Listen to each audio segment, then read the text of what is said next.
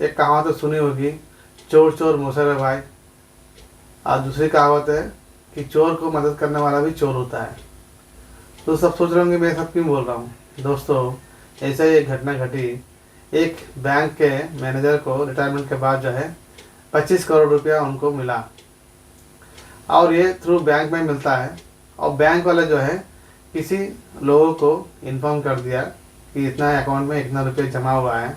फिर कुछ unknown calls जो है उस बैंक मैनेजर के घर में आना शुरू हो गए, और उनसे बोला गया कि आपका जो नाम जो है कुछ टेररिस्ट एक्टिविटी से जुड़ा हुआ है, कुछ लिंक्स मिले हैं, आपको जो है तुरंत सज़ा हो सकती है या जेल में डालना पड़ सकता है, सीबीआई इंक्वायरी हो सकता है। इस तरह बोलकर डरा कर उनको बोले अगर ये सब अगर नहीं होना है तो आपको कुछ पहले एक अकाउंट का नंबर दिया, इस अकाउंट में कुछ पैसे ट्रांसफ़र करना है।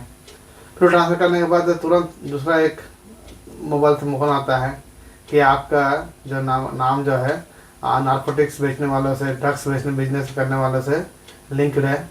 अगर पूछताछ के लिए आएंगे तो बहुत आपको नुकसान हो जाएगा, आपको केस जेल भी हो सकती है, कड़ी सज़ा मिल सकती है बोलकर कॉल किए। फिर उनसे बोला गया कि दूसरा के अकाउंट नंबर में पैसे ट्रांसफ़र करने के लिए। इस तरह करते करते दोस्तों 2 महीने में उनका 23 करोड़ रुपया जो है डिफरेंट बैंक अकाउंट में उन्होंने ट्रांसफ़र कर दिया। जब वो आदमी रियलाइज़ किया कि इनके साथ कुछ फ्रॉड हुआ है, तो उन्होंने जिस अकाउंट को ट्रांसफ़र किया था उस अकाउंट के बैंक का नाम पता लगाकर और बैंक को रिक्वेस्ट किए कि ये सब अकाउंट जो है सीज कर दीजिए। लेकिन दोस्तों, बैंक वाले बोलते हैं कि उनको कोर्ट ऑर्डर चाहिए, किस बेसिस पे करेंगे। अरे दोस्तों, अगर ये ऑर्डर्स का इंतज़ार करेंगे तो क्या पता कि उस जो फ्रॉड अकाउंट्स है वहाँ से कहीं पैसा जो है कहीं फॉरेन बैंक में चला जाए, कहीं दूसरा बैंक में चला जाए। दोस्तों, ऑर्डर नहीं आने तक वो नहीं कर सकते, ऐसा बोल रहे थे। फिर इन्होंने मजबूर होकर सुप्रीम कोर्ट में इन्होंने एक केस फाइल किया, तब जाकर कोर्ट ने ऑर्डर दिया कि ये सब बैंक अकाउंट जो फ्रीज किया जाए। तब जाकर इन्होंने फ्रीज किया।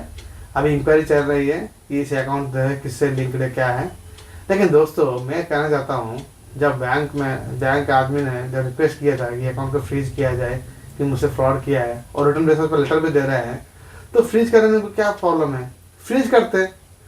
हाँ, फ्रीज करने के बाद बोलते हैं कि मैं फ्रीज कर दिया है, लेकिन आपको 10-15 दिन में जो है आपको टाइम दिया जाता है, उसी में आपको कुछ कार्रवाई करनी होगी, नहीं तो जो कस्टमर्स है उस फ्रॉड अकाउंट्स के वो उन पर कुछ प्रॉब्लम कर सकते हैं, ऐसे बोल सकते हैं।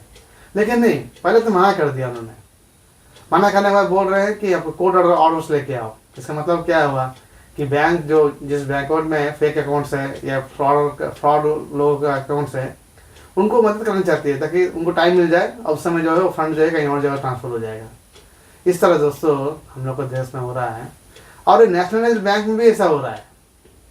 प्राइवेट बैंक में हो रहा है तो समझ में आता है कि उनका कोई रिस्पॉन्सिबिलिटी नहीं है, देश कहीं भी जाए उनको कोई मतलब नहीं है। लेकिन नेशनलाइज्ड बैंक में ऐसा हो रहा है दोस्तों, ये बहुत बुरी बात है, इस तरह नहीं होना चाहिए।